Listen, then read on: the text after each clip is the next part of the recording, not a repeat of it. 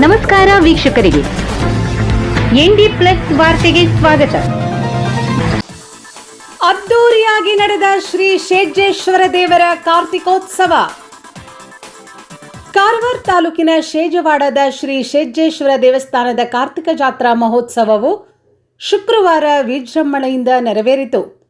ಬೆಳಿಗ್ಗೆ ಶ್ರೀ ದೇವರ ಪಲ್ಲಕ್ಕಿಯು ದೇವಸ್ಥಾನದಿಂದ ಮೆರವಣಿಗೆ ಹೊರಟು ವನಕ್ಕೆ ತೆರಳಿ ವಿವಿಧ ಧಾರ್ಮಿಕ ಕೈಂಕರ್ಯಗಳು ನೆರವೇರಿದವು. ಮಧ್ಯಾಹ್ನ ವನಭೋಜನ ನಡೆದು ಸಂಜೆ 6 ಗಂಟೆಗೆ ಪಲ್ಲಕ್ಕಿ ದೇವಸ್ಥಾನದ ಆವರಣಕ್ಕೆ ಆಗಮಿಸಿದಾಗ ದೇವಸ್ಥಾನದ ಆವರಣದಲ್ಲಿ ನಡೆದ ದೀಪೋತ್ಸವ ನೆರೆದ ಭಕ್ತರನ್ನು ರೋಮಾಂಚನಗೊಳಿಸಿತು.